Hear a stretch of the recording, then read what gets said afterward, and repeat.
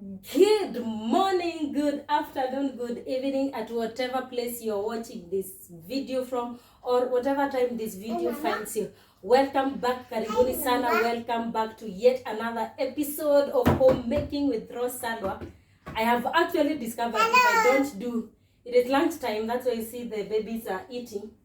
So I discovered if I don't do this video now, I probably will not do it. But let me do it because I promise to do homemaking every Monday. Karibuni sana here at Tsalwa. We are about vulnerability, acceptance and hope, and it is always a pleasure to have you here. So karibuni sana.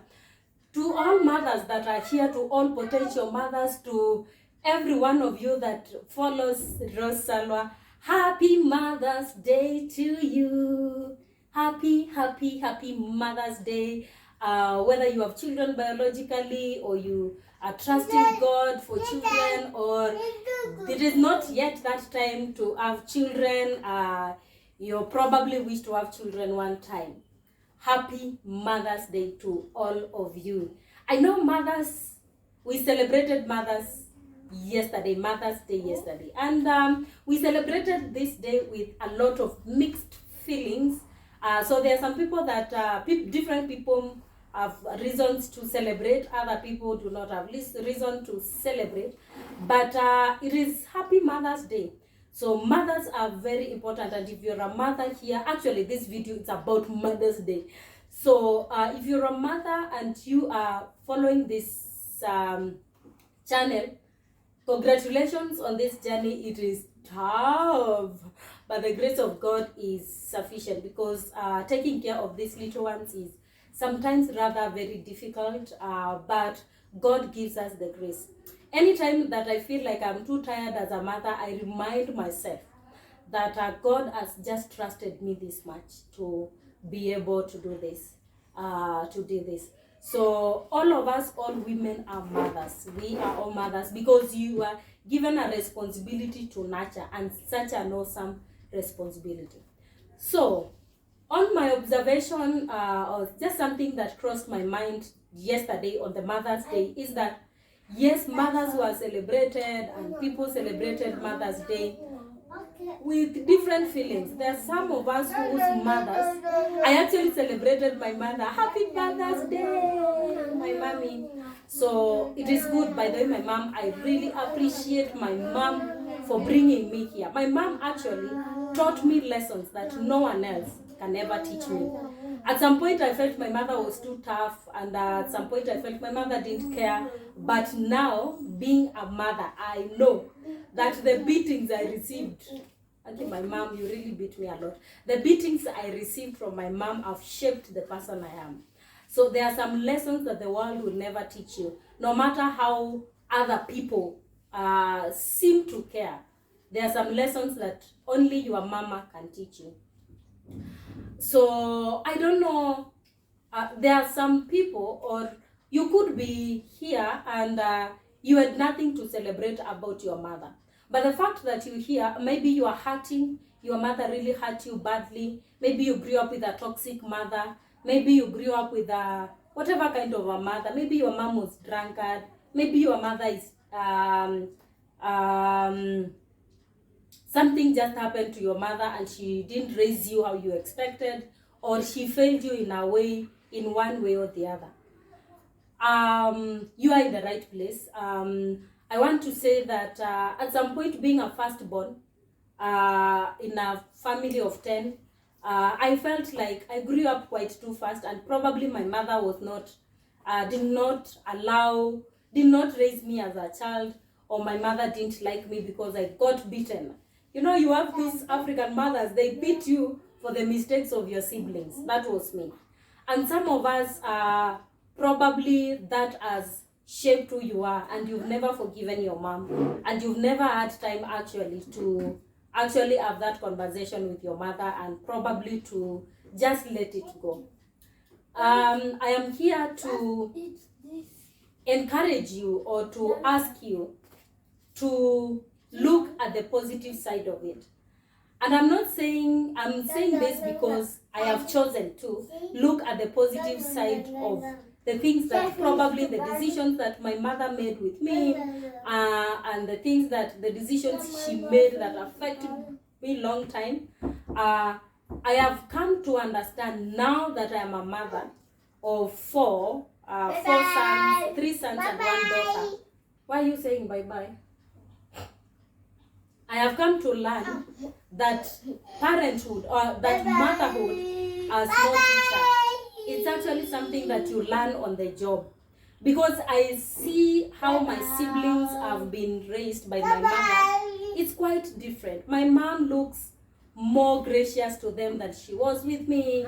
She looks like she's more caring than she was with me. There are decisions she made about me that did not make about my siblings. There are things that she did with me that she has not done with the rest of my siblings. So one of the things that has crossed my mind is actually that's all she knew. Yeah, that's all she knew. And the reason why she did, probably I've not asked her, but the reason why she made some decisions over my life and did some things about me, if you read the story of if you follow me here, I did a series on I Know a Girl series, and there are some decisions that my mom made on my behalf, and she never did the same decisions for the rest of my siblings.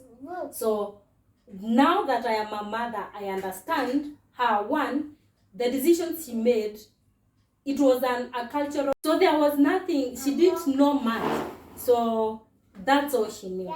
That's one. Number two, because motherhood is actually a learning journey. You learn on the job, because nobody takes you through a training of this is how you mother a child, this is how to be a mother. You just observe. So when you observe and when you do it yourself are two different things. So because I am a firstborn, so those are some of the things. Yes? Don't spoil the video of Mom. So she learned, I was the specimen, part to say. So I was the specimen that she used to learn motherhood. That's how she treated me as a firstborn. It's very different from how she's treating our thirdborn, 5th, 8th, and 9th and 10th born. It's quite different. So that's one aspect of it. So if you are firstborn and probably you feel like a bit, my mom was quite unfair, please sit down and actually look at it and have a conversation with her. Probably you will realize, you will actually discover that she did not intend to. There's no mother who does something to hurt their person, their daughter or their son. Whatever they do, it is purely out of love, or probably conceiving you, they had a bad experience probably. So it is just maybe they were going through depression or going through something that made them do that. So that's one. Two, we have people who lost their moms, and rather this Mother's Day has brought quite different remembrance of their mother, now that mommy is not here, and so on and so forth. I pray for you that God gives you grace, that the time that God allowed you to be with your mama, that you do not regret any of those times that you spent with her, and that it was a valuable relationship. So yes, it reminds you probably your mommy is not here, or probably you've never met her, or probably you just have a godmother, and so on and so forth. Be encouraged that God is on your side. Never at any point feel like God took your mama away. Yes, that is it. Looked at realistically, you feel like, God took away my mom. I pray that God actually feels that emptiness and feels that gap, and actually that you find a reason to celebrate even this time. Another aspect is the mothers or women who are trusting God to have children, because some people are celebrated by their husbands. Happy Mother's Day, my wife. Happy Mother's Day, mother of my children, and so on and so forth.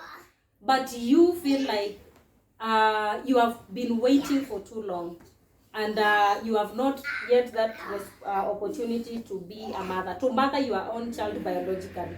Let me tell you, there's nothing that God cannot do. And I was last week, or is it 2 weeks ago, I read and listened to a Sunday song done by Evelyn Wanjiro. And she waited on God for 10 good years. And she shares her testimony. And going through her experience or reading, and then there's an episode she has done again on her YouTube channel called The Wait.